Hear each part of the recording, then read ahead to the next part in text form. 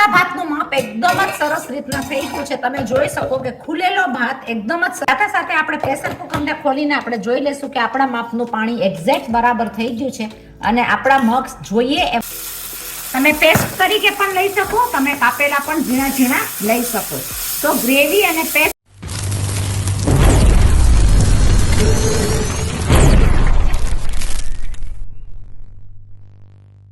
આજે આપણે બનાવવાના છે સાદી રસોઈ. શું છે? મગનું શાક. મગનું શાક અને સાદું જમવાનું તો પૌષ્ટિક અને હેલ્ધી માટે બહુ જ સારું, પણ પરફેક્ટ માપ સાથે આપણે આ મૂકી દીધું ને બીજા 10 કામ પતાવવા જઈએ તો કઈ રીતના થાય?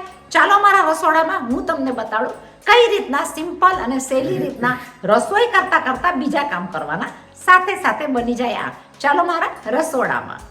આજે આપણે બનાવશું મગનું શાક. મગનું શાક તો બધા જ બનાવતા હોય, પણ આ રીતના બનાવીને જોજો અને ઘરની અંદર રોટલી ઓછી ના પડે તો તમે મને કહેજો. આપણે લઈ લીધા છે 1 વાટકી, કોઈ પણ ઘરની વાટકી તમે લઈ શકો.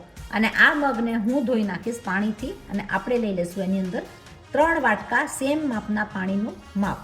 ચલો ભાઈ, આપણે તો ધોઈ નાખ્યા છે મગ 3 પાણીથી અને આપણે લઈ લઈશું સેમ માપથી, જે માપના આપણે મગ લીધા હતા એ માપના 3 કપ પાણી હું નાખી દઈશ, જેથી કરીને મગ બળી પણ ના જાય અને મગ ઘાટા પણ ના થઈ જાય, પણ આપણને જોઈએ છે એવા રસબસતા સરસ મજાના રહે. તમારે તરત ને તરત બાફી નાખવા હોય તો પ્રેશર કુકર જેવું બીજું કંઈ જ નહીં. છૂટા બાફો તો થોડી વાર લાગે, પણ નિમક નાખીને બાફવાથી ગરમ પાણીમાં તરત બફાઈ જાય. હું લઈ લઈશ આને પ્રેશર કુકરમાં, બાફીશ એને એટલીસ્ટ ઓસ્ટ્રેલિયાના પાણીના હિસાબે 4 સીટીથી. ચોખા આપણે જોઈએ છે તો આપણે મૂકી દઈએ છીએ ભાત. ભાતમાં એવું છે કે ઘણીવાર સ્ટુડન્ટ પણ હોય ને ઘણા નવા શીખાવ પણ હોય, તો કઈ રીતનું માપ કરવું એ ખ્યાલ ન આવે, તો મગના શાક સાથે ભાત એકદમ સરસ રીતના જાય. હું આ ચોખાને લઈ લઈશ ધોઈને. ચોખા ધોઈ લીધા બાદ હું લઈ લઈશ એની અંદર માપનું પાણી. હવે પાણીનું માપ કઈ રીતના હોય એ હું તમને બતાડું. એની અંદર સુગંધ અને સ્વાદ વધારવા હું લઈ લઈશ 1 સ્ટાર. તો આ જે ચોખા છે એની અંદર તમારે માપ કરવું હોય તો આ 2 આંગળી 2 કાપા જે હોય એ માપથી ને અંદર પાણી લ્યો. તો આના પ્રમાણે આ જે હું લઉં છું એમાં ઓછું છે તો હું એટલા 2 કાપાનું માપ લઈ લઈશ અને એ પાણીમાં 30 મિનિટ્સ ચોખાને થવા દઈશ તપેલાની અંદર. હવે આ માપ આપણું જે છે એક્ઝેક્ટ બરાબર છે. આ ભાતને તમારે જોવો પણ નહીં પડે, ઇન બિટવીન તમે તમારા ઘણા કામ પતાવી શકો. આ થઈ જશે બીજા તપેલાની અંદર. આની અંદર થોડું એવું લીંબુનો રસ નાખી દઈશું. આપણે લઈ લઈશું એ તપેલાની અંદર આ ચોખાના ભાતનું માપ. ઢાંકી દઈશું એક છીબાથી અને ઢાંકી દઈશું આ રીતના. આને પકાવશું 30 મિનિટ. આપણા ભાતનું માપ એકદમ જ સરસ રીતના થઈ ગયું છે. તમે જોઈ શકો કે ખુલેલો ભાત એકદમ જ સરસ મજાનો થયો છે. આ માપ એક્ઝેક્ટ છે. ઠંડો થતા આ ભાત એકદમ છૂટો થઈ જશે. આનો દાણો એકદમ સરસ મજાનો છૂટો થયો છે. તો આ પ્રમાણેના માપથી ભાત કરવાથી તમારા બીજા 10 કામ પણ થઈ જાય. આપણા ભાત રેડી છે.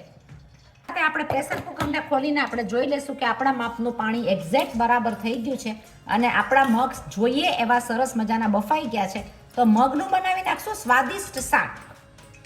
મગના શાકના વઘારમાં મેં લઈ લીધું છે 3 ટેબલ સ્પૂન જેટલું તેલ, સાથે લઈ લીધી છે 1 ટીસ્પૂન જેટલી રાઈ, એની સાથે આપણે લઈ લઈશું જીરું. રાઈ અને જીરાના વઘાર સાથે મેં લઈ લીધા છે થોડાક એવા તેજ પત્તા, લાલ મરચું અને તજ લવિંગ 1. સાથે લઈ લઈશું લીમડો. હું લઈ લઈશ 1 લાલ સૂકેલું મરચું. સ્વાદ વધારવા અને શરીરના સારા માટે આપણે લઈ લઈશું થોડીક એવી હિંગ. હિંગ સાથેના સ્વાદિષ્ટ વઘારમાં આપણે લઈ લઈશું સ્વાદિષ્ટ મગ બનાવવા માટે 2 કળી લસણ કૂટેલી. સાથે લઈ લઈશું થોડુંક એવું આદુ. આ બધી વસ્તુને આપણે કરી નાખશું મિક્સ, જેથી કરીને આદુ અને લસણનું કાચું હોય કાચુંપણું બધું નીકળી જાય અને એકદમ સરસ પાકીને તૈયાર થઈ જાય. જ્યારે એ પાકતું હશે ત્યારે આપણે લઈ લઈશું 1 વાટકી જેટલા, એટલે કે 2 નાની ડુંગળી.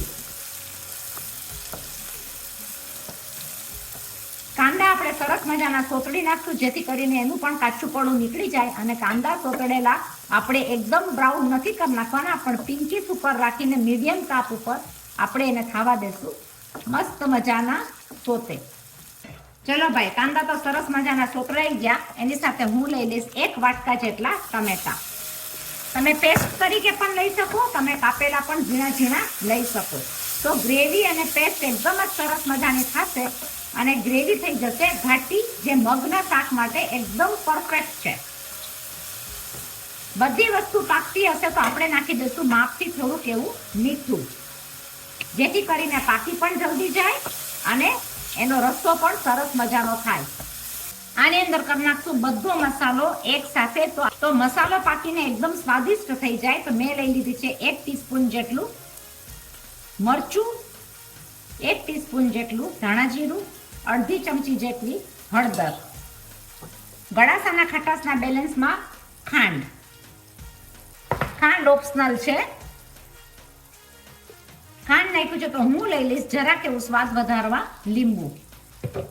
બધી વસ્તુને કરી નાખશું એકદમ મિક્સ. મીડિયમ ધીમા તાપે. આપણો મસાલો પણ સરસ મજાનો સોતે થઈ ગયો છે, અંદર તોતડાઈ ગયો છે અને સ્વાદમાં અને કલરમાં એકદમ સરસ દેખાય છે. આપણે લઈ લેશું મગ. બધી વસ્તુને કરી નાખશું એકદમ સરસ રીતના મિક્સ. જો તમને સૂકા રસા વગરના મગ ખાવા હોય તો તમે આ પ્રમાણે પણ રાખી શકો. મને જોઈએ છે થોડા રસાવાળા. જોઈતા પ્રમાણમાં હું નાખી દઈશ એની અંદર પાણી. કાંદા, ટમેટા, લસણ, ડુંગળીની સાથેનો બધો મસાલો. તો મગ આપણા એકદમ જ સરસ મજાના થઈ ગયા છે. આ મગ ગમે એની સાથે ખાવામાં સારા લાગે. તો મગનું શાક સિમ્પલ સરળ રીતના એકદમ સહેલી રીતના થઈ જતું હોય છે.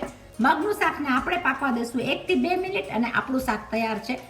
આની ઉપર જાય ધાણા. પણ ઓસ્ટ્રેલિયાની સિચ્યુએશન પ્રમાણે કોક ફેરે ધાણાની શોર્ટેજ આવી જાય તો લેવા માટે તમને જવું પડે ક્યાં આગળ? સુપરમાર્કેટમાં કે મોલમાં. તો મારે જવું પડે સુપરમાર્કેટ મોલમાં. પણ આ સિચ્યુએશન તમને બતાડવી જરૂરી હતી એટલે હું બતાડું છું કે ક્યારેક ધાણાની શોર્ટેજ આવી જાય તો પણ આ પ્રમાણે ઓસ્ટ્રેલિયામાં થાય. ભારત દેશમાં નીચે ઉતરો એટલે ધાણા તમને તરત જ 20 રૂપિયામાં મળી જાય અને તમે નાખી શકો. તો ઓસ્ટ્રેલિયા જેવા દેશમાં અને બહારના દેશમાં રેસીપીમાં ઘણીવાર કોક વસ્તુની ખામી આવી જાય ખરા. ભાત અને મગ બહુ સરસ રીતના આપણા થઈ ગયા. આ મગ આપણા તૈયાર છે અને આપણે લઈ લેશું એને મગ ભાતની સાથે ખાવામાં. ક્યારેક મગનું શાક આટલું સરસ મજાનું જો સાદું શાક હોય પણ સાદું જમવાની મજા જ ઓર હોય છે. તો આ છોકરાઓ જે સ્ટુડન્ટ તરીકે ભણતા હોય તો આ સાદા શાકમાં મગનું શાક બહુ સરસ સિમ્પલ રીતના માપ એક્ઝેક્ટ પરફેક્ટ રીતના આપણે કર્યું. એની સાથે ઘરનું મેળવેલું દહીં હોય, સાથે મસ્ત મજાનો છૂટો ભાત હોય અને સરસ મજાની રોટલી સાથે પાપડ હોય તો તમને બીજું શું જોઈએ બોલો. એની સાથેનું કચુંબર છે આપણું ડુંગળી અને કાંદા અને બધી વસ્તુનું સાદું જમવાનું. એટલે સાદું જમવાનું પણ સાદું જમવાનામાં પરફેક્ટ માપ સાથે ફટાફટ રીતના રસોઈ થઈ જાય અને સાદું જમવાનું પૌષ્ટિકતા અને હેલ્થ માટે પણ બહુ જ સારું. તો આજનું આપણું છે મગનું શાક, ભાત, રોટલી, સાદું જમવાનું. ક્યારેક એ પણ ખાવું જરૂરી છે. દરરોજના આપણે ફરસાણ અને મિષ્ટાન જોઈએ તો આજે આપણે દીધી સાદી રસોઈ મગનું શાક. જો મારી ચેનલ તમને ગમતી હોય મારી ચેનલને સબસ્ક્રાઇબ કરો, લાઇક કરો, શેર કરો, આગળ ફોરવર્ડ કરો. કઈ કન્ટ્રીમાંથી કઈ જગ્યાએથી તમે જુઓ છો જરૂર મારી કોમેન્ટમાં લખજો એટલે મને પણ ખબર પડે આગળ મારે શું લાવવું. મળ્યા પાછા બીજી નવી રેસીપી અને નવી વેરાયટી સાથે. ત્યાં સુધી સ્ટે સેફ, બનાવો સાદું જમવાનું પૌષ્ટિકતાવાળું.